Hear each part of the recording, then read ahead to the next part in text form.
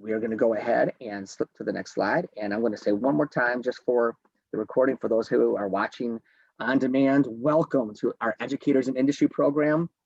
This is our second session of the 2021 school year, and today's guest business is Founders Brewing Company.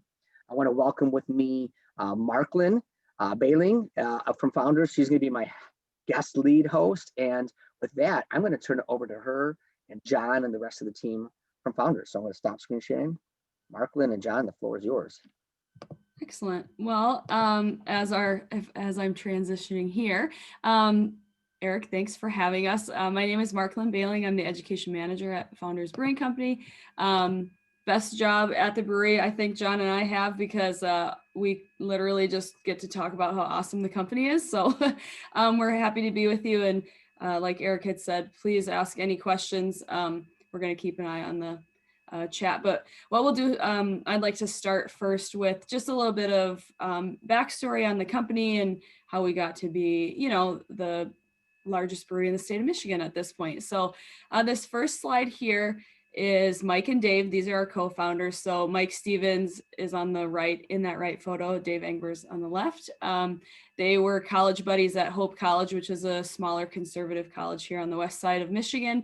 And through home brewing in their basement and just through their friendship, that's really where the love of beer started for the guys. And they, after college, kind of parted ways, did their own thing. Mike was in sales, Dave was an elementary school teacher. So full circle here, right? That we're talking to you guys today. But, in the late 90s, they knew that, those 9-to-5 jobs weren't what they were meant to do. So they got back together and said, hey, in college, we talked about, this dream of starting a brewery, and there is no perfect time for anything, right? So like, why not now? So 1997, in the later part of the year is when we officially got our start. And we're actually, we opened our doors as Canal Street Brewing Company. At the time, Grand Rapids was really trying to revitalize historic areas, and Monroe Avenue, which was our first location, the city was kind of throwing around the idea of returning it to its former name or original name of Canal Street Brewing Company. So the guys thought, oh, well, this makes sense.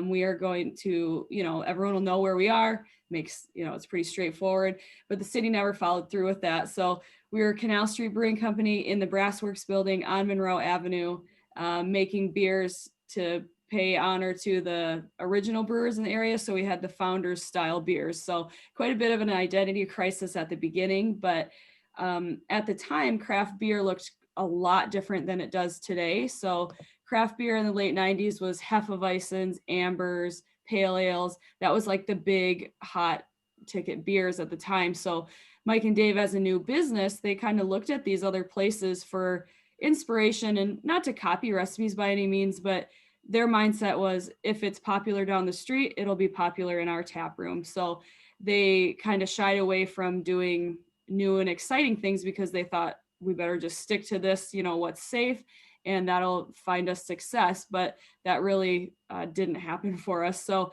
by the early 2000s, it was pretty clear that they were not doing well financially. They were trying to pay bills in beer. No one really cared for their beer at the time.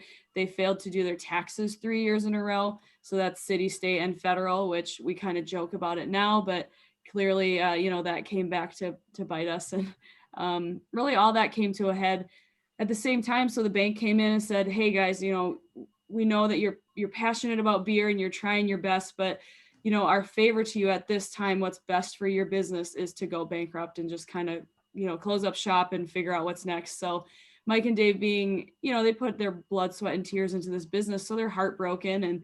And that's when the light bulb went off though. And they decided, we have enough time. We're going to make one last beer. This beer is going to be for us. It's going to be what we want to drink, what we'll drown our sorrows in. And that's that. And so without even really planning for it to be sold, on a larger scale, they created this beer for themselves. And that beautiful beer was called Dirty Bastard. So 8.5% Scotch style ale. That's pretty unusual for the early 2000s. Most breweries weren't making beers like that, but it got us attention, whether it was good or bad, for the name. And it really revived what they set out to do originally. So they went back to their investors and their friends and family and said, hey, this is it. Like, we thought this was going to be our last beer, but it's really kind of our fresh start beer, if you will. And enough people supported them, and that is what allowed us to continue. So we're very proud of that they, pushed themselves, and they came with, they came across a lot of challenges in the early years, but once they kind of shifted to challenging themselves, that's when, everything changed, and really we started seeing success. So on the slide that you see now, you'll see our timeline on the bottom there, those barrels produced, that's how many barrels we made each year.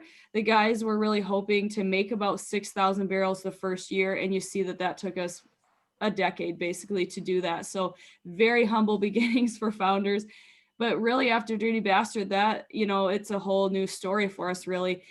We started growing into new states, and we started barrel aging our beers, and just really pushing ourselves to make different styles. So about 2005, 2006, that's when we realized, our first location, we couldn't grow there. It was grandfathered by a lot of different things. So they looked to a new facility. And on the next slide that you'll see, this is our beautiful current tap room.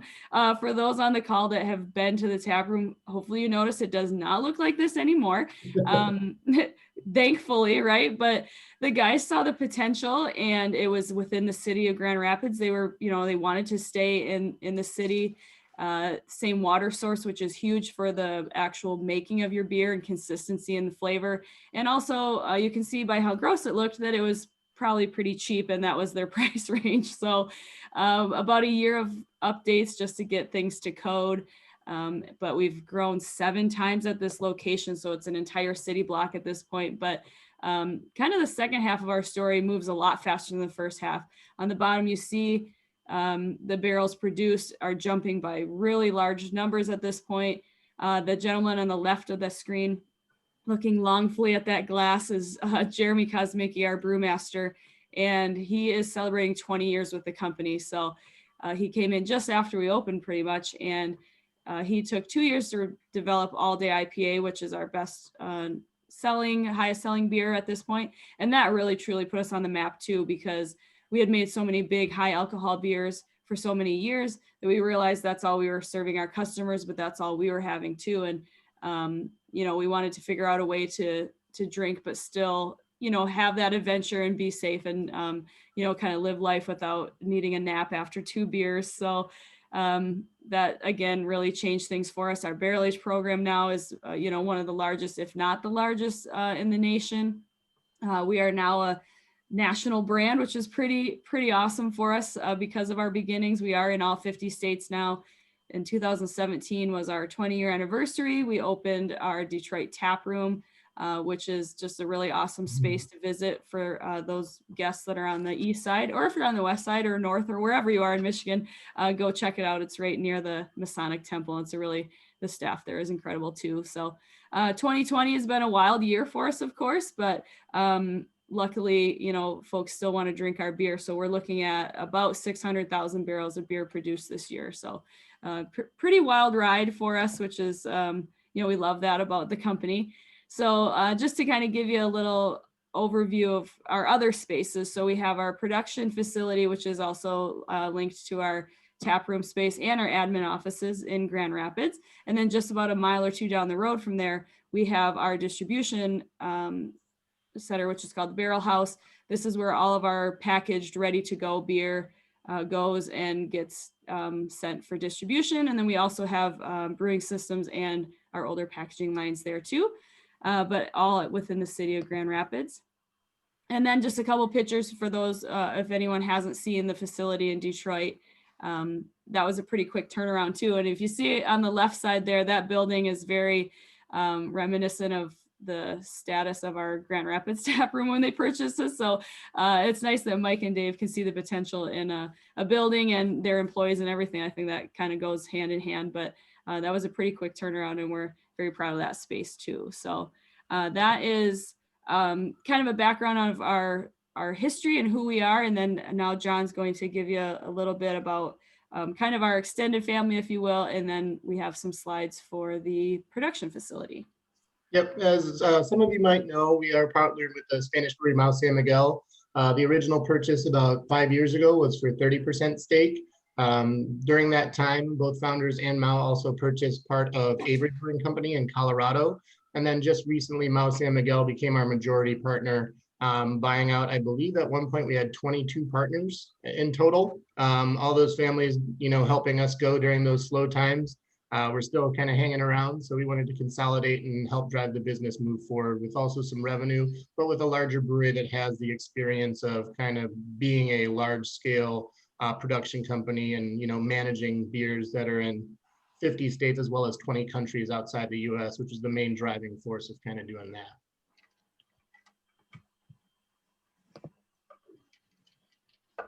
that. So our brewing facility, our main production facility is actually our tap room there in Grand Rapids. So if you haven't been, that full city block produces more beer per square foot than any other brewery in the country. Some of our brewing facilities there, we do have 4 brew houses there, so we can run a lot of test batches and small batches. We also have a large production brew house, so it's kind of hard to gain the scale, but the brewer house in the top right up there is about 1/10 of the size as the one that takes up the floor plan on the left there. So we can, fortunate enough to be able to test drive our new recipes as well as doing our full line of production all in that one facility. So the amount of Mug Club members and regular guests that we have provide good feedback and bad feedback sometimes about beers that we're developing. And then when those become successful, we can produce them large scale for distribution purposes. Slide. Also, after we make the beer, it's kind of misconception sometimes that you just have to have the idea and a couple hours later you're ready to serve.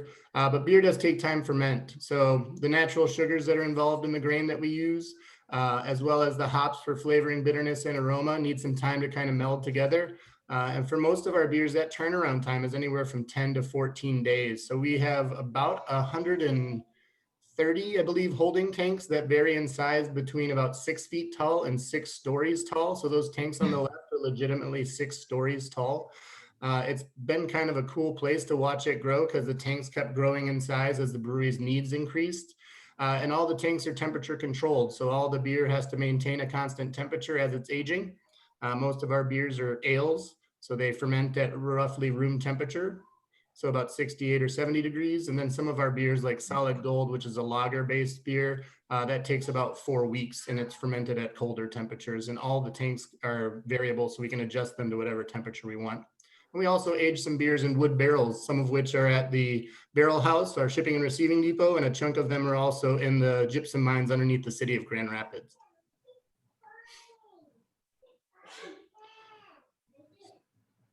We do have packaging lines. Currently, right now, we offer cans, which is the volume of our beer. Most of the beer we're producing right now is in cans.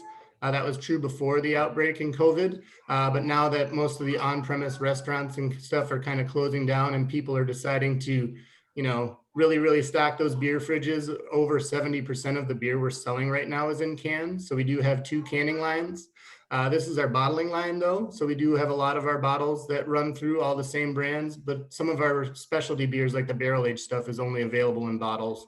Bottling line right now does about 500 containers a minute.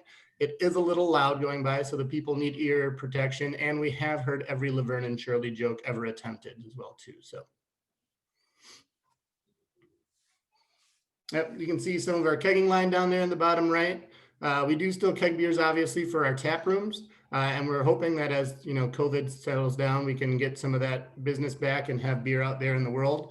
Because for a lot of things, some of our beers, for example, that may be new, a lot of people still like to try them in our tap room, but as well as bars and restaurants around the world before they start going to stores to stock that at home. So it's a big part of our business. They're just really large beer cans, which makes it kind of nice, and the beer can stay fresh that way.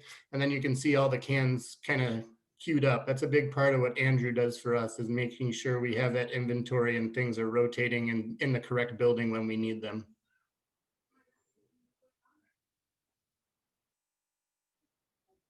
So this is kind of an overview of our facility. Like Markman said, if you haven't been, the top left picture is our tap room. The tap room is near the front where the trucks are in the bottom right. And the rest of that is our packaging facility. A lot of people think that that's multiple companies in that building. That's just us Frankensteining the building together, which is why none of the roof lines line up.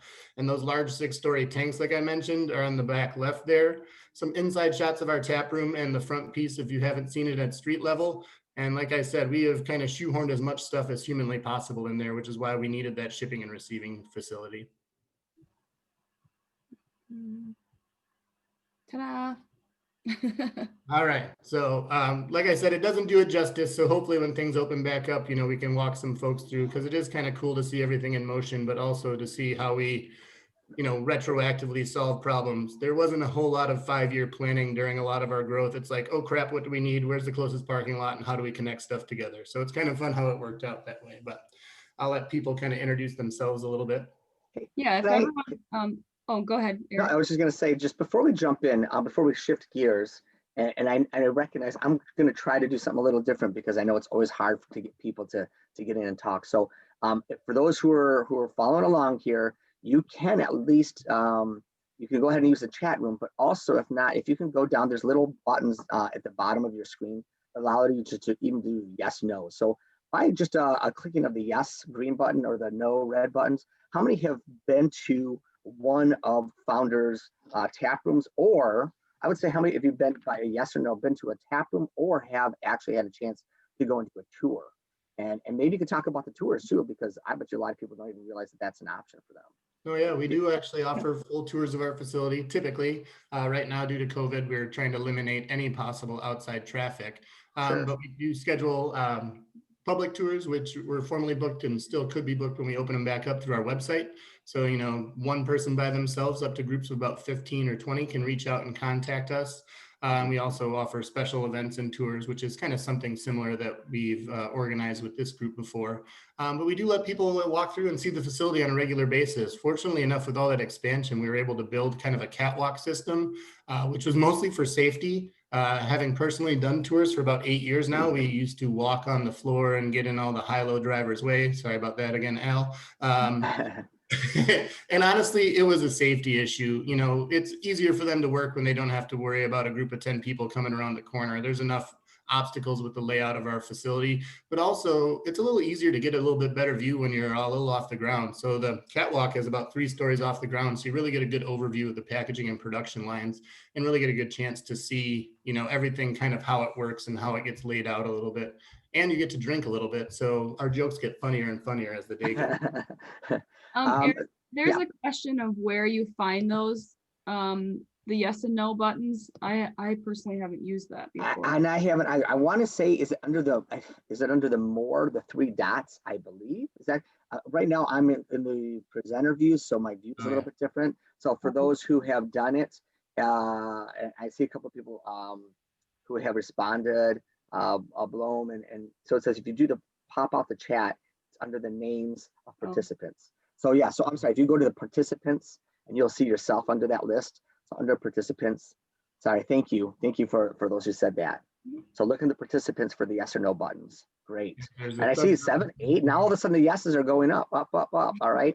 So I said before the 3 dots, it's under participants if you didn't catch that. So we're seeing a lot of yeses who have gone, who have been to your place. Now, interestingly, we did do, I mentioned it before, and I know I just hold on, panelists. I'm sorry, I know we got some opportunity for you to chat in a second, but we did bring people to Founders. Oh, I want to say it was 2 Februarys ago, right? That was the day that we had a snowstorm and school was canceled for probably half of our schools, but we had a lot of troopers and we still had several people still show up, and we came out to Founders.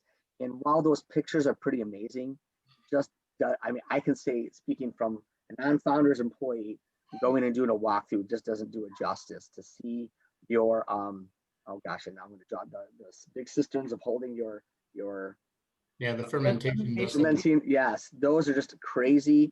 To see bottling going on is pretty crazy. It's much bigger scale than you think.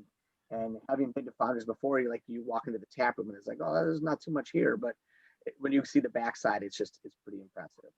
I think that kind of speaks to our story and like Mike and Dave just wanted to brew beer and sell it in town. And now we are the largest in the state of Michigan. So it's just, like I said, it's been a crazy 23 years for everyone involved. But I think the way the facility has expanded and all of that, where it's just like, well, this is the space that works. Does it make sense? No, but this is where it has to fit. Okay, that's where we're putting it. Right. Right. that makes Founders what it is today. So, Right. Well, and before we jump into our panel, let me just add one more thing. A couple years back, I have been doing these. We used to call them teachers in industry, and now we've shifted to educators in industry because we do get a lot of counselors and administrators coming.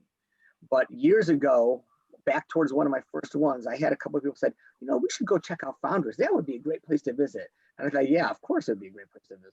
Yeah, that'd be a lot of fun, but I'm not going to lose my job over that one. But over the years, I got that happening a couple more times. And then I had a couple of my coworkers said, why shouldn't you take them to Founders? And I started thinking about that because, to be completely honest, yes, they brew beer, but it's a manufacturing facility, it's a distribution facility. And you mentioned this before, or if you did, I missed it. How many employees are working for Founders now? We have, yeah, go ahead, John. Under 500, I believe now. Over 500? Just under. I think it's Just like 470 something. Okay, so 470 plus people working for a business here in Grand Rapids. And we heard that they're the largest brewer in the state. Is that right? Mm-hmm. Largest brewer in the state and one of the largest distributors around. And now they've gone from kind of just rural local business to a global business. So I think there's a lot that we can be picking up from and learning when it comes to business management, distribution, how to grow a business. So just keep all that in mind. It's more than just about beer, although beer is the product. There's so much to growing a business that was basically moments away from going under. So Eric, yeah. Oh, sorry. I was going to say, I think when you and I very first started chatting, that was the conversation we had was, is it appropriate? And the response was, there's a lot of us that, I mean, it is all related to beer, but I don't touch, I don't make the beer. John doesn't make the beer. I mean, like on the call, there's so many things that we do because we are unique, that we are admin, retail, sales, production, all within one building. So it's it's unique in that sense. So, but yeah, if you're comfortable with us kind of opening it up, I'll stop sharing the screen just so we can see each other better. But we have these 4 friends with us today. Alex, if you want to start, and then for all of our guests, Alex, Andrew, Nate, and Gabe, if you want to just kind of just say, a little bit of your story or how long you've been at Founders and maybe your, the path that got you to your current position, and then we'll kind of open it up, or anything you want to share with, the group. So take it away, Alex. Sounds good. So I'm Alex Bixler. I'm the finance manager here at Founders. Let's see, it's been about 5 years that I've been here, and I think I've had like 4 or 5 titles since I've been here. I started as a sales analyst, then a business analyst, then category analyst, then back to a business analyst, and now finance manager. So it's been a really exciting time and a very exciting place to work. A little background on me, my schooling. So I grew up in Marquette, Michigan, up in the UP. And I went to Michigan Tech. I started as a chemical engineer major, and I decided that wasn't for me. So I always loved math, and was a math major for a while, and that just wasn't my thing either. So I kind of fell into business. So I have an economics degree and I have a minor in math. And after I graduated college, I really had no idea what I wanted to do, and I always say that I still don't. I don't know what I want to be when I grow up. I just kind of take every opportunity that I get and run with it. So that's how I ended up here. I worked a few jobs in Metro Detroit, but it wasn't anything that I was excited about. And so I kind of said, what would be a really cool company to work for? And Founders had a sales analyst position. So that's how it all started. Next. Hey guys, I'm Andrew. So I am the assistant warehouse manager here at Founders. I've been with the company for about 6.5 years now. I started here as a forklift driver. My background prior to coming here was mostly in manufacturing. I went to school here on the west side of the state at Jenison. Started going to college at Grand Valley, kind of had a similar experience as Alex. I started in kind of the engineering. It's what I knew I always wanted to be an engineer. I have a couple uncles who are engineers from a young kid. That's what I was going to do. And then I got to college and didn't want to be an engineer anymore.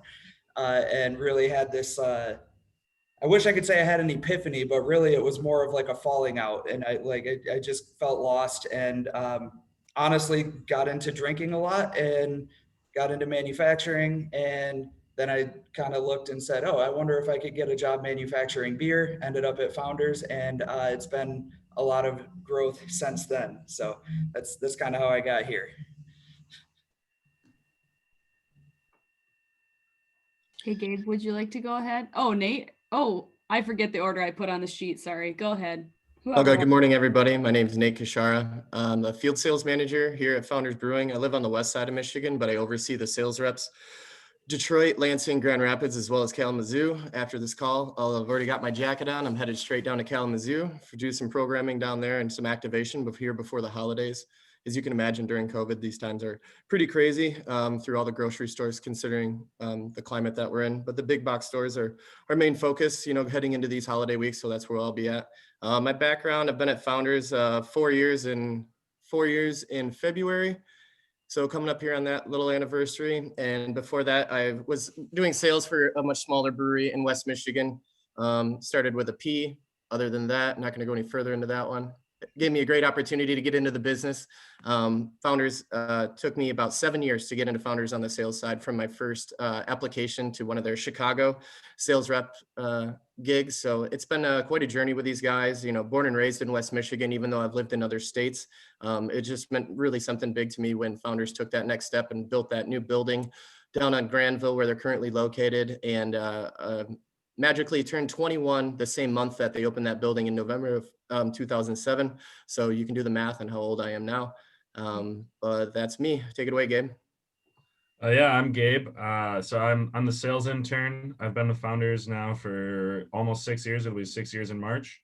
I started as a barback, a utility worker in the tap room. Did just about every single position in the tap room. And then I just transitioned into the sales interning basically in like 2 months ago. So just started doing that and getting a view into the world of sales on off-premise, on-premise sales. Really enjoying that. Oh, John, I guess you and I should go ahead. Do you want to go or you want me to go? Go ahead. So I'm similar to Gabe. Again, my name is Marklin. I just celebrated my 6-year anniversary this fall with Founders, and I also started in the tap room. I kind of going back to like my school. I grew up in Port Huron, so I went to Port Huron High, and then I went to college at Lake Superior State, and I started in the teaching program because enough people told me, oh, you'd be a good teacher. And I was like, okay. And then I realized, like, I don't want to do that. No offense to the whole entire call today, but I knew that wasn't for me. And so instead of going deeper into that program, my minor was going to be history. So I actually have a history degree. I managed a gym before coming to Founders. So my career path was all over the place, but from being a guest at Founders, I knew I wanted to be part of whatever was happening at Founders. I didn't even really realize how awesome it was till I got in. But again, I started in the tap room, started doing tours, and now overseeing the department, which right now we're not doing as many tours, but thankfully we're actually part of HR. So John and I have had what a roller coaster of careers at Founders, but thankfully, we're able to do more HR tasks and host calls like this and all that. So that's where we're at. All right. I'm John. I've worked for Founders. I think it'll be 9 years in February. So it was kind of fun. I grew up in West Michigan in Muskegon, went to Western Michigan University. I was originally in the broadcasting program. Then I did some business classes. And then after a while, I kind of realized that I was just filling a schedule and didn't really like what I wanted to do. So I ended up getting a bartending job to pay some bills and kind of went down that path. So I was a bar manager for places down in Kalamazoo for a little while. And then when I was ready to leave Kalamazoo, I looked into some of my interests, kind of like Andrew mentioned, and realized that I had a couple friends that worked at Founders. They didn't really have anything open other than barback. So I started as a barback just to get my foot in the door with the intention originally to become a salesman or a sales rep in the area. But as things kind of progressed, I worked in the tap room for a little while. They realized that they didn't have anybody to do public tours outside of our co-founder, Dave. So I started doing tours every couple days a week because I have very few marketable skills, but one of which is conversationally shouting. So that worked out pretty good. So we were able to start a tour program, and slowly the job has evolved from doing tours once a week by legitimately having an 8x11 piece of paper on a table that people could sign up to in the tap room on Saturdays, to kind of developing the program to doing a little bit more education and training. So I kind of feel like a beer teacher, which is fun. I always kind of joke with my wife that I'm also a teacher, but all my kids care, which she doesn't like. And if you guys don't laugh either, I totally get it. But it's been kind of fun because I think, you know, to be able to share your passions with people kind of shows, and to be able to articulate that. So honestly, I used to coach baseball, and some of those same kind of things, you know, like, you know, being able to convey information is something very valuable across all of our paths. So you don't have to love talking to the public, but you have to be able to communicate with anybody. And I think that's, you know, some of the strengths, especially the people here. You have to have those interpersonal communication skills and interbusiness communication skills. And since I have 53 first cousins, I talk all the time, and it just translated to my job pretty well. Okay, well, fantastic. I'm going to ask again, this is our second educators in industry for this fall. We did have our last one where we had some videos where the spotlight people were pre-recorded, but here we get a chance to ask some live questions. So we're going to try something a little bit different, because last time we didn't get as many questions as I would have liked. So you can go ahead and enter your questions in the chat. However, when there's a pause and there's an opportunity, I'll try to make sure I give a longer pause than I normally do. But if you like to ask a question and there's a pause after responses, we'll give like a 5-second count, and you can just unmute yourself and then ask your question, and then just mute yourself back up again.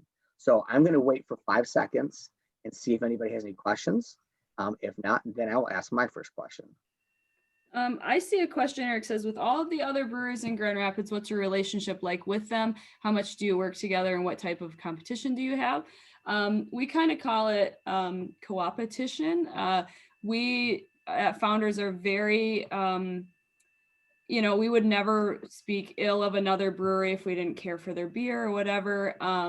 But we also are, I would say, and everyone else can chime in too, like, we are focused on our success. But if there's a brewery across town that didn't get a hop shipment, like, we're not gonna like turn our face, you know, like our cheek to them. We're going to give them those hops or help them. You know, we've been in some really rough spots in the past, and now we're, you know, a more stable business, and we're able to give back, you know, even outside of other breweries. We, you know, we have a lot of charitable giving that we are able to do now that we weren't always, but we kind of look at other breweries, not like a charity, but we are all in it together, right? We're Beer City USA. So if you know, a family's spending the weekend in Grand Rapids to visit us, they're going to go somewhere else as well. And why not make it a great experience for everybody? So I don't know how many like recent collabs we've done just because of COVID and all that, but I don't know if anyone else wants to kind of chime in on that.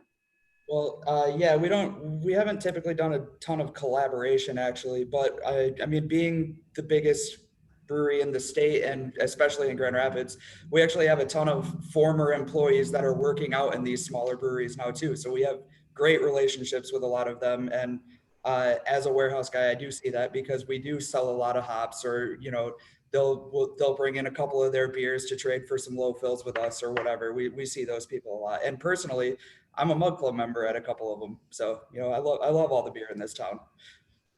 Same, Al. We got on the sales side, you know, I like to call it research and development, but I just like beer and going to different breweries. But on the sales side of things, you know, it's all about the relationships with not only with buyers, but with the competition. And since a few of the other large breweries in the state also distribute through, you know, in West Michigan, it's Alliance Beverage. In Detroit, it's Rave distributing. You know, it's more of a partnership and a camaraderie when it comes to being out in the market and selling. You know, we're small fish in a big pond. Even though Founders and Bell's and a few other West Michigan breweries are very large, we're still competing against those big, the AB InBevs, Miller, Molson Coors, Miller Coors, as well as, even Diageo and Guinness gets in our way. That Nitro Rubeus handle is not the easiest thing when people, have Guinness on for the last 100 years. So it's always a fight out there, but, the COVID climate has definitely made some changes, but, the relationships are where it's really strong on the sales side of things. I had a question texted, and I'll read it to everybody. Schoolcraft Community College has a brewing program. Is that a good program? Any thoughts on other brewing programs? While I can't speak specifically to Schoolcraft Community College, it's been really awesome, legitimately, in the last 5 years to see a lot of these universities and community college develop the beer program. As you guys are probably aware, the beer industry is just a huge part of Grand Rapids, but a huge part of the state of Michigan. So to see the colleges and community college kind of be aware of that and offer some of those programs, I think is a great thing.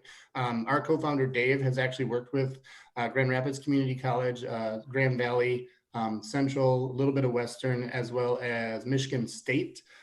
So to really dial in what these programs are about. So not to take anything away from Schoolcraft, but I think it's a good thing to just introduce people to that and introduce people to their passions.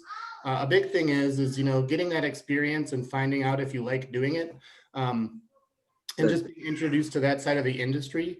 And then to see going forward, but coming out of there, a commercial brewery like ourselves, a large one, if you graduate in that program, you're still going to have to kind of pay your dues if you're new to the industry a little bit. So I think with that expectation and understanding that and maybe translating that to your students, I think is a good thing. But if they're passionate about it, most of us in front of you have been with the company for a while and realize getting our foot in the door and being in a place that you're comfortable and somewhere you like to work is worth putting in the time, but also it gives you a greater appreciation and understanding if you've worked a couple roles and worked your way into the job that you have, or in my case, just invented it. So it worked out pretty good. So, but I would say that they're all doing a pretty good job, kind of introducing people to the nitty gritty of what is commercial brewing and recipe development. So I think they're all doing a good job, at least exposing more people to the production side of the beer drinking world.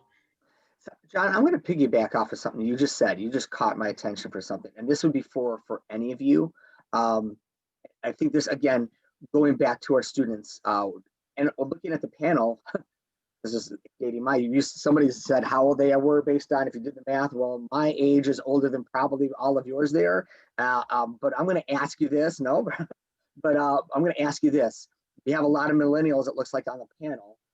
And you mentioned about putting your dues in. And I would venture to say probably a lot of our educators struggle working with their kids to say, you don't immediately go to become the founder of a company, right? I guess you could, but that's usually not the case. And you don't even usually, automatically come in as a director or a manager. You have to put your dues in. So those are the words you use. Maybe for everybody on the panel, you didn't start off in the role you were. I heard Alex said she's been in 4 or 5 different roles, in her position.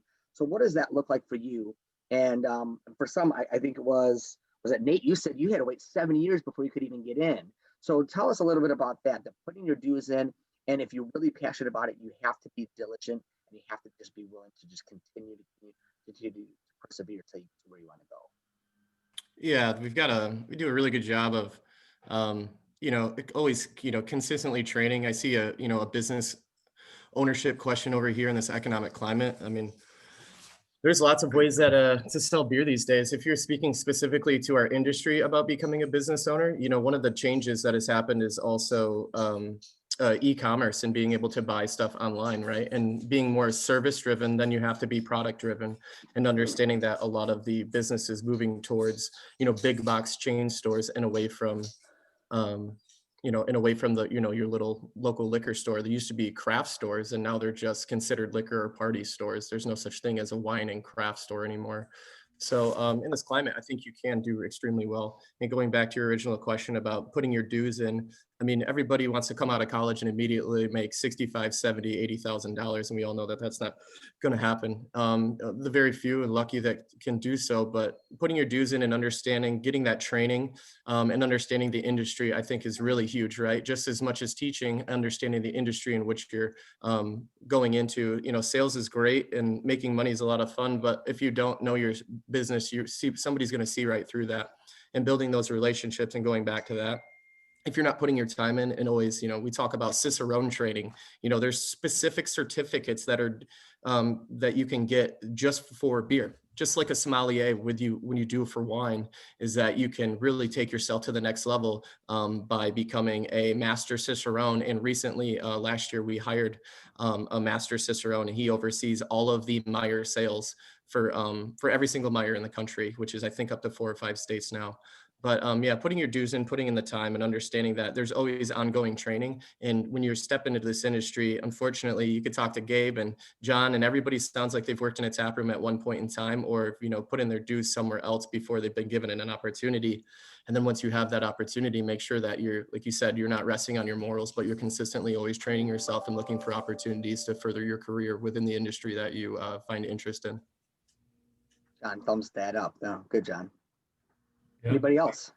Yeah. So coming out of the tap room, I worked for a year and a half as a bar back before, because when I hired in to Founders, I really wanted to be a server so bad. Like I want to be a server at Founders. It took me 2 years to first get my foot in the door. And then when they did let me in, they're like, hey, you need to be a utility worker for a while. And not, exactly the, my highest aspirations, but, I needed to get my foot in the door. So I did that for a year and a half, and then I served for a little while, and then I became a senior server, so like a shift lead server, which was basically one of the highest positions in the tap room until you step up to management.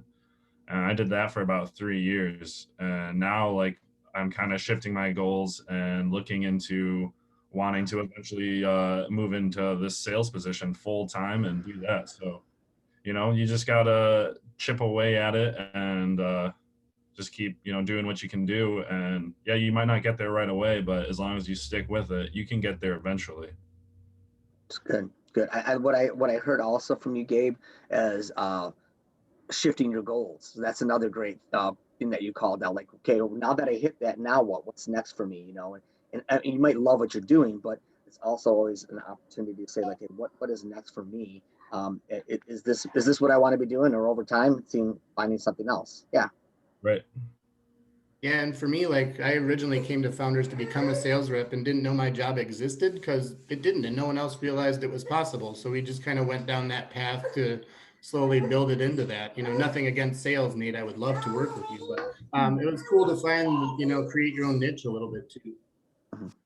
When we have, like John said about the job didn't exist, we have a sustainability coordinator at Founders, and she also started in the tap room. And she saw the need that we had, there needed to be someone in place to, look at those efforts. What are we doing with our waste and our byproducts, and how can we save energy and be more sustainable? And, she also worked for a couple of years to create that position, and, and now she's in that role. So I think all of us from Founders are very fortunate that it's a type of company that will help you grow too. Same with Gabe. I started in the tap room as a bar back too. So a lot of us, but it's, sometimes you don't know where you're going to end up, but it's great to have a company that kind of walks beside you too. So, and I saw in the questions, I'm sure students would be interested to know if you get a discount if you work at Founders. And yes, maybe that's why we're all so happy. It is beer. It's fun, Actually coffee. Yeah. We joke about, in college you gain the freshman 15. We call it the Founders 15. So we're all well fed and haven't gone thirsty, right? It's about 20 to 25 for me, unfortunately. we don't make light beers, that's for say. We call them full-bodied Founders beers. So, some of them are as many calories as a Big Mac, but we won't tell you which one, so you don't have to worry about it. I have a question for Alex. Alex, you talked about when you first came in, you had multiple different roles, and a couple of people have mentioned this, but you had said when you finished with school, you tried a couple different things. You thought you wanted to be work in math. I think you said chemistry. You said tried a couple different things. And for our educators here who are participating, I work in career readiness, so I feel like our goal as an education is to try to help kids figure out a little bit sooner. I was one of those kids. I was graduating high school, had no idea what I wanted to be, and everybody else said that they knew what they wanted. I'm like, what's wrong with me? And we have a lot of young people who are graduating college still trying to figure it out. First of all, help us to understand that it's okay, right? Because you had to kind of figure it out, but you also said, I still don't know what I want to be when I grow up. So to kind of maybe explain that a little bit. So I guess, originally when I was a senior in high school, I didn't have someone who was, talking to me about what I want to do after that. And it was just kind of implied that I would go to college. I think in one of my classes, we had to apply to at least one college. So I applied to Michigan Tech, just because my parents were like, that's a great school. And so I applied and got in, but I didn't want to go. I think it was like a few months before I was supposed to go to college. I was like, nope, not for me. Like, I'm done. And my parents were like, well, you kind of have to go. And I said, well, I'll go to the local college, which is Northern Michigan University, a great school. And they said, nope, you're going to Michigan Tech. And they said, you can either move out and get a job or you can go to Michigan Tech. Those are my two options. And so I was all mad, And I went to Michigan Tech, and it ended up being the greatest thing for me because I think how that school is structured, it's very engineering focused and math and science based. I really found that I enjoyed a lot of my classes, but I still didn't have like a direction in life. Like when you go and get an engineering degree, you're like, oh, I'm going to be a process engineer or something like that. With an economics degree, it's pretty open, So after I graduated college with my degree, I started working at an animal hospital because I was like, I have no idea what I want to do. I found this job that pays $10 an hour. Like I just got to start making some money to pay off my student loans. And I worked there for like, oh God, maybe a year and a half or something. And then I had an opportunity in the millwork industry to be a pricing analyst. And so I ran with that, and it was a not so lovely job. I hated it. And I realized at that point in time that it doesn't matter what I'm going to do with my career. It's just, I wanted to work somewhere where I'd be happy because you spend so much of your life at work compared to being at home. I wanted to be happy. I wanted to feel passionate about the company that I worked for. So I knew I needed to change. And, Founders, it looked like a cool company to work for. I actually had a professor in college. I think it was my first business class. She had us study a bunch of different companies, and she said, you know what, like, there are great companies out there. Like, not everyone has to be unhappy in their job for the rest of their lives. Like, you need to find something that you're passionate about. And so at that point in my life, I was thinking about that. Like, why can't I do that? Why can't I love where I work? And so started working at Founders, and I love it. Like, there's obvious stress that comes with the job, but we make and sell beer. It's not like life or death, open heart surgery or something like that. Like, the stress is good stress. Mm-hmm. Great. And this question actually, I think was addressed whether to you, Alex, but it could be for any of you up on the panel. A great question from Michael. It says, what advice do you have for students whose parents, like yours, Alex, or again, or anybody else on the panel, are pushing them in a direction that they might not be interested in heading after high school? In your case, it was pushing you to either school or work, but maybe parents are pushing pretty hard to go in a direction, and you just know that that's just not the right direction for you. What advice would you give to those students? Well, it's hard for me to say because, my ultimately pushed me to go to college, and it ended up being, the right decision and the good thing for me. But I think there are so many other options out there, whether it's just jumping in to start working, maybe instead of like going to college, you look into a trade or something like that. I think there are other options. It's not just college or, going to work. I think there's no right answer for everyone, I guess. That's my terrible advice, but. And I've had a similar experience to Alex in that it was my parents that were pushing me to go to college, and they really wanted me to do engineering, and then I ended up hating it.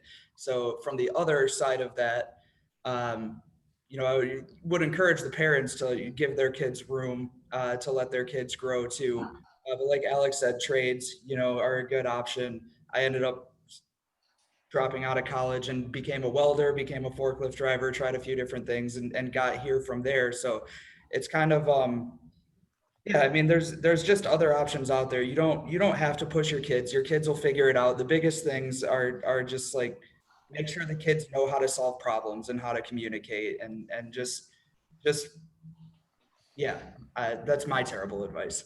Yeah, I think, you know, to piggyback on what Andrew is saying, I've found, and in my experience, you know, with coaching, et cetera, and dealing with some, you know, middle school and high school kids, is that if you have a plan, like the kids don't want to, let's say, be an engineer, you know, advise kids to have a plan. And that plan could be just to take some classes at a community college to test drive a couple of different career paths, you know, getting a job that maybe is something that you may be interested in to find out. I think that the stigma that that kids have, and myself coming out of school, is that you feel like you have to know the answer for the rest of your life.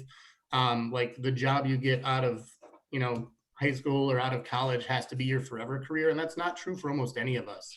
You know, teachers change schools, you know, they rotate with positions as openings open up. And I think you have to instill the fact that it's hard to see in the moment and it's easier for us to look back on. But, you know, having a plan and understanding that plan might just be, the result might be that you realize that I don't like what I'm doing. Like, I didn't like this. I thought I might, but I don't. You know, I started in the broadcasting program thinking that it would work out, and I didn't really care for it. So, you know, to not think so much as changes as failures, but, you know, changes as just, you know, a new opportunity. So, and maybe just phrasing it that way and having people talk to their parents that way is a little bit more positivity as opposed to negativity, and people don't get down on themselves. I'm going to, there's a couple questions. I see, Gabe, you answered it, and I appreciate that. There's two that kind of can even go together. What makes Founders a good company to work for? And then the next question mentions, you know, schools emphasize the importance of soft skills like communication and fostering relationships. And how are we doing that during COVID?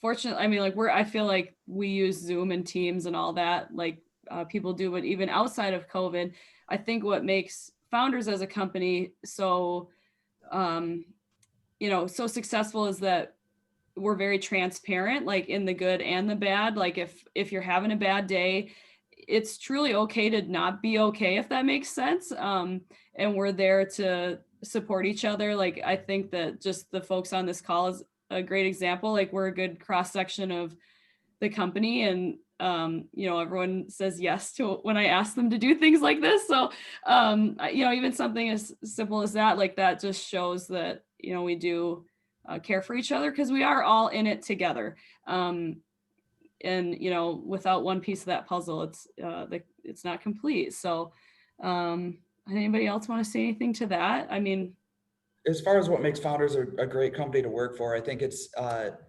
everybody here is passionate about what we do in one way or another. And everybody here from the top down is willing to listen to the other people who are passionate. And, you know, I have a lot of room from my boss to, you know, maybe not necessarily like make the decision, but definitely make suggestions. And I feel like I get listened to a lot. And it's good to work with people who are equally passionate and just want to keep the ball rolling forward. Yeah. Andrew, how important is that? And I'm going to ask you first, but it could go to anybody. How important is it to be in a business where you feel like you, and Mark, I think mentioned also somebody else in another role for sustainability, where you have some leverage and some room to say, I see a need here, or I need to make somebody needs to make a decision. I'm going to make that decision. And how has it allowed you to grow in your role and to grow in your confidence about your own abilities? Yeah, I mean, it's huge. Like, I've always had a certain amount of confidence about what I do. And I've always been able to see things and have changes that I want to make. But I've worked for a lot of companies where that's just, it's not allowed. You're pigeonholed, you know, as a welder, you put these two pieces of metal together. That's what you do. You don't have ideas. You can't do that. But, you know, coming to a company where you can have ideas and you can be listened to for them. Like it's huge for confidence. It's huge just for, you know, I don't talk about those other companies as great places to work, you know, so I mean, I can't really explain it any other way than that. It just makes me feel good. It makes me want to stay here. Honestly, I had that opinion of this company of Founders before I came here. I took a pay cut to come here.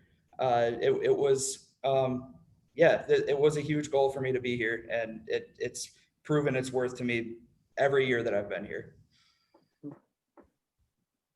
Yeah, I think at least for me, it makes me feel more invested in the work I do, knowing that, you know, it means something to the company. It's not just seen as like, oh, some other report, or I have this opinion that, you know, this new idea is a really bad investment for us to make. And, you know, it's up to Mike Stevens. He'll look at it and be like, okay, like great analysis. Like, I truly feel like we are heard, and the opportunity that comes with it.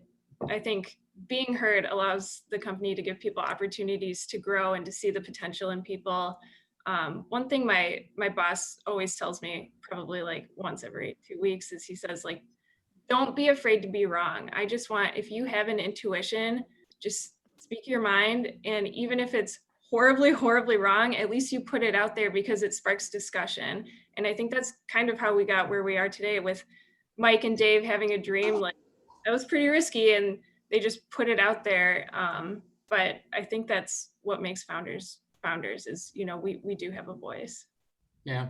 And I think what they've been doing really well, especially in the last like 5 years, is communicating. You know, I know that, you know, educators are doing continued education to always kind of better themselves. But also, I think, you know, if you're applying for a position, for example, you know, if you don't get it, you know, as long as you're willing, they'll communicate with you of areas that you need to fill the gaps to become a more attractive candidate, for example. And, you know, they also reward the people that show the initiative to fill those gaps and are trying to, you know, not like climb the ladder, but trying to better themselves, which in turn betters the company. And I think it's the realization that, you know, you feel more invested, like Alex said, to work that way for the company, but also for yourself. So they encourage you to gain skills. And if those skills unfortunately mean that you're more attractive to an outside company, awesome for you. We love that your life is going to be better. But then Founders takes those things and tries to make themselves look more attractive to not lose those valuable employees as well too. So I think that's a huge thing. And it's the awareness that, you know, we want to have people work here forever, but opportunities come up, and don't see that as a failure as the company as well too. And, you know, it's that kind of self-awareness I think helps. Yeah, I actually had written down earlier on, I was trying to think like what types of questions would I like to ask if we get a lot from our guests or from our audience. But one of the things I wrote down early on was Mike and Dave, when they almost didn't make it, like you were literally on the verge of going under or before each of you were even working there.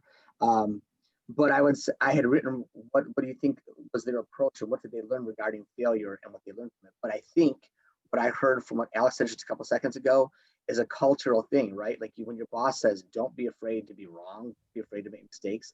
That is something in education we need to reinforce. I know we try to do that, but it's just counterintuitive in general in education because you're graded on tests, they're standardized tests and certain scores. But what I've heard from business after business, and the businesses who I think thrive the most are the ones that when I've talked to them, it's okay to fail. You learn from your failure. Don't be afraid to make a mistake. Not that we want to keep making the same mistakes, but what I have heard over and over again, that those are the ones that are people really enjoy working at and they're growing in. Would you agree with that? Oh, I think so. Yeah. I mean, just we all know the founder's story and how rough it was for so many years. So I think that translates to everything we do in everyone's position and just all the things that we've talked about that. And you can, like Alex said, you can go, like if I had something on my mind, I could go to Mike and Dave. Like that's pretty unheard of in a lot of companies. You know, they live in Grand Rapids, their offices are here. Like obviously with COVID, you know, we're all like separate, but in general, and they know all of us, which I think is incredible too. Like that really made an impact on me as a new employee. Like I remember the first interaction I had with Dave, and I was just like, wow, he knows who I am. Like, it was just, and that kind of set the tone, like, whoa, I matter here. Like and you don't matter at a lot of jobs. Like, I've had lots of jobs where they did not care about me. I think everyone on this call probably has had that job. So it's very refreshing. And like my coworkers have said, that makes you want to work harder for that person or that company. So Good. We have about 10 minutes left. I want to make sure, are there any other questions out there from our audience? Again, whether you put it in the chat, I don't know if somebody had gotten a personal questions to them, or if any of those came up, please share them. Or again, if you wanted to unmute and ask your question, I'll wait for about 5 seconds. I don't know if we skipped any in the chat. I'm trying to scroll back up as well. Sure. I think, do we answer the question about starting a student that would want to become business owners? That was one that I think we got. Nate kind of touched on that a little bit. Yeah, I mean, I think, for me, it's awesome to be, self-motivated to start a business like that and, to be your own boss. But I think to really understand it, I would recommend working at somebody else's business. You can learn from their mistakes, learn what they're doing well, maybe even a couple different companies, especially if that's your end game goal to, be that, self-starter. Also, with experience in the industry, from a loan standpoint, banks will probably give you more money if you have some experience out of the gate. But, I think finding those places, especially from an, a finance and economic standpoint, that are a little bit more open about their policies and how things work is only a good thing. I had the opportunity to work at a restaurant in Kalamazoo that had open book managing styles. And it was just the huge understanding when you see a restaurant that's full all the time to understand really there's a lot of overhead that goes into that. That's why restaurants fail so often, is that even when they're full, there's a lot of, it's not like they're making money hand over fist sometimes. So, and that's something that even with the classes, you don't understand how those different businesses work. So, work in some other businesses that don't relate to what you're thinking about starting, and then try to work in something that might be similar just to see how they compare and how they differ as well too. Good advice. Good advice. All right. Well, I haven't seen any other questions. I'll give another 5 count in case somebody wanted to unmute and ask their question. And then I will, if I don't hear anything, I'll have a final question for each of you.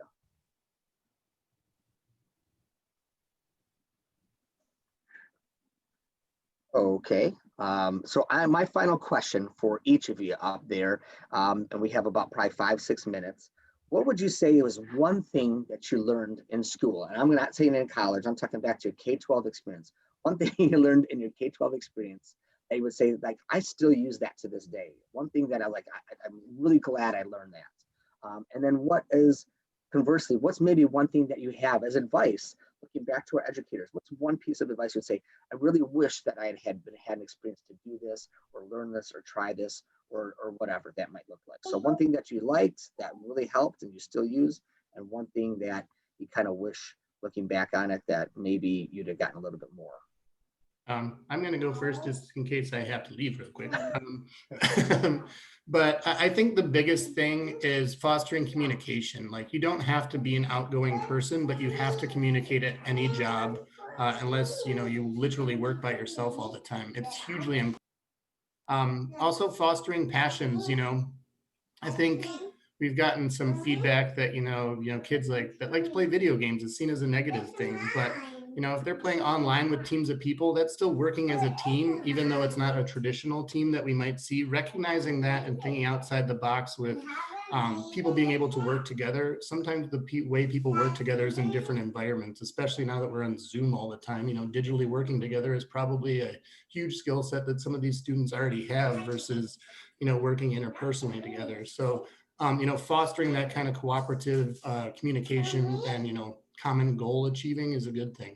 And that's all you can do in middle school and high school level. Start planting those seeds and start finding ways to build that is going to be a good thing. Some of the things that I wish that I had learned is honestly, for me, like I said, I'm probably one of the oldest people here, at least that we can see, because I'm almost 40 now. But I think that, recognizing changes is not failures, but opportunities. I mentioned it earlier. That is a huge thing to foster in kids. It builds their self-confidence. and it helps them try to achieve the goals, recognize the work that they do. And also how to balance a checkbook is huge. Like cook an egg. These are skills that I had to Adulting. fail in my own. Yeah. Adulting is actually really huge right now for our young people, for sure. Thank you, John. We appreciate it. Who else?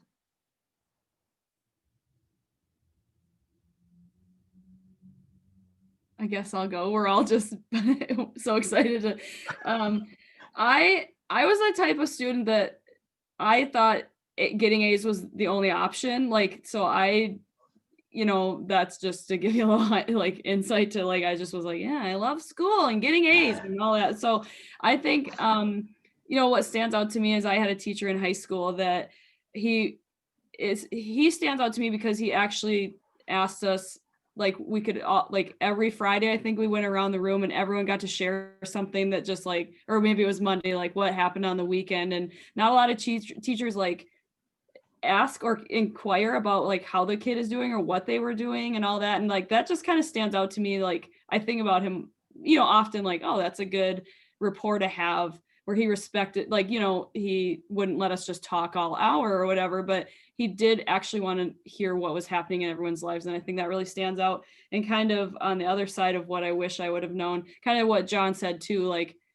can someone help me with my taxes? Like, I'm 35 and I'm still like, can someone help me with my taxes? So just more of those life skills, I think. But, and also just not knowing what you want to do is okay. Cause same thing. I mean, you heard from all of us, like some of us like went to school and didn't really want to do what we thought we did. And so just knowing that you can continue to change and make a new decision and path for yourself, I think that's huge. So that's my answer. Awesome.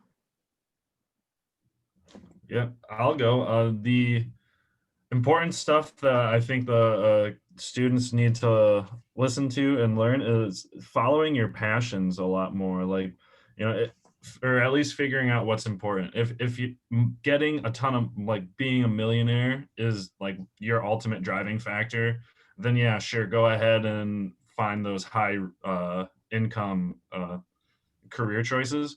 But if that's not your if that's like your be all end all, follow your passion, because it's ultimately going to be so much more rewarding for you to do something that you care about than just getting a paycheck, because you're going to do it all, like you're going to work for basically the rest of your life. If you don't like it, at least somewhat, it's going to be just a personal hell for you. And then the others, like stuff that I wish that I had learned, kind of same thing that Markland said, like there's a lot of stuff like the be in, like live in stuff like taxes, how to effectively go just and get like all the stuff you need to get through your day. Like you just need to, there's a lot of stuff that we're not doing, and then yeah, I don't know, I'm kind of dropping the ball on that one actually. Okay. That's okay. That's all right. Well, thank you. Yeah. All right. So to be completely honest, as I think back on my K through 12 education, there aren't a ton of lessons that I specifically remember. But it's amazing because I now have a 13-year-old daughter in 8th grade, and she's doing a lot of work at home. And it's amazing how much I do actually remember. Like, hey, Dad, how do you do this math? Oh, yeah, that's really easy. You help her with that. So, I mean, those huge moments aren't necessarily so important. Just be supportive, and the kids will, if you can keep them engaged, they'll remember this stuff. As far as a lesson I really wish I had learned is kind of the opposite of that. Like, I wish that I had learned, I don't know how to phrase it exactly. I wish I had learned how to take a mental punch, I guess. Like not a physical punch. I took a couple of those, but a mental punch. Like when you really like, there is that hump that you just can't get over, and you have to learn how to get yourself over it. Like that's something that I never really encountered until after school, I guess you would say. And part of that's great. It's because I had a great support network at home, and I had a great support network of teachers. But like, I think there were just people along the way just helping me get over the hump almost too much, to the point where the first time I had to do it on my own, like I was lost a little bit. like I talked about in my intro. So, you know, sometimes you gotta, I guess my advice would be sometimes take a step back and let them figure it out for themselves. Good. That's great advice. Letting kids kind of work through it and struggle through things. Because like we talked about earlier, failure is okay, right? As we learn from it. Awesome. All right, Alex, your last. I think, I guess what I've learned that really kind of impacts my everyday life is basic algebra. I have the ability to, you know, have a problem in my head and, you know, figure out for a certain variable. And I think that's extremely beneficial for my position as it is, as well as, you know, I work in Excel all day long. So just having that skill set really helps you writing formulas. And just basic problem solving skills. Like I said, I've always been really into math, so I feel like that's probably where I got it from, but that's, you know, really taken me a long way in my career, is being able to solve those problems. And what I wish I would have learned is that it is okay to fail. Like my boss always tells me, and I'm still trying to learn at this point in my life, that it is okay to make a mistake, because, you know, you're in school, you have a right answer and you have a wrong answer. And so knowing that it's okay to put yourself out there and try and be wrong and then just learn from it, that's huge. Yeah, and be decisive. Sometimes it's better to have the wrong answer fast than no answer for a long time. Good. Good. Fantastic. Well, I want to wrap up. I have a couple things I just need to give out to everybody. So I want to share my screen again real quickly here. I'm going to do a screen share. Hopefully I did that. Do you see my screen? Mm-hmm. Okay, you do. All right, fantastic. I never know if it's working right or not. So I'm going to swap here. And we're going to go to these last couple slides. And we did mention Marklin, and I talked to Marklin and John ahead of time, and they said they would be happy to share their email information if you had further questions, or maybe you just didn't get a chance to ask a question today, or something comes up along the way. Like, you know, I really think this would be great for Marklin or John to be able to address, or maybe I have a student who just really has something that maybe John or Marklin could speak to. They were happy to share their email addresses, so they're right up there on the screen, bailingm@foundersbrewing.com. And I'm going to butcher that, Gautrode, J, at foundersbrewing.com. And so please reach out to them if you have any questions, or if you can't, just reach out to me and I can put you in contact with one of them. Just want to mention a couple more upcoming PDs. We have been doing these educator spotlight series events. They're only 30 minutes, but they're focusing on educators. Right now it's been teachers, but if you're a counselor out there and like, hey, I think I got something I'm willing to share, we definitely are taking requests, people to be guest speakers. Our next one is on the 23rd. Amanda Barber from Discovery Elementary will be talking and sharing about some innovative things she's doing in the classroom around how to build career readiness among students. And I think a lot of people have this idea that you have to do these exceptional things to be making your kids more career ready. And sometimes it can be part of a bigger program. Like Dan and Lynn will be talking about something that they've done that's school-wide in December. And sometimes it's smaller things, but check those out. They're a half sketch. They're only 30 minutes long. And you can watch those on demand. And our next two educators in industry, our next one will be December 9th. We'll be with 20 Monroe Live, an entertainment venue. And they'll be talking to us about the entertainment industry. And obviously they've been hurting pretty hard right now, but we'll have Sue on to talk to us a little bit about that. In January 20th, we'll be working with Spectrum Health. So they'll be on, and I guess back in January. We are in the midst of a Zello and career cruising training series. Tuesdays are Zello and Thursdays are career cruising. And this Thursday will be the last career cruising session. They are planning on doing the set series again and sometime during the winter. So if you missed it, you can still look back in the PD Hub for that coming up. And December 7th is our first back Career Readiness Network. I did this a few years back where I had counselors and educators sign up. We're bringing that back. It'll be a live session on December 7th. So counselors, principals, even teachers, we know they're probably not going to be able to get many teachers, but try to sign up with a group, try to sign up with an administrator or somebody else that you can join in, and we'll talk about direction that we're heading in terms of career readiness and some things that you can do to help prepare your kids for what's next. I wanted to make sure I gave you the link to the survey. That survey again is bit.ly/E hyphen sketch, SCECH, bit.ly/EII hyphen sketch. And that'll be the same link every session, but each time we'll have a unique code, and today's code is 625043, 625043. And with that, we're going to wrap it up. I want to say thank you to all of our guests. Thank you, Marklin, John, Andrew. I think it's Gabe right there was with us, and Alex, if I got everybody, and Nate, who had to leave with us.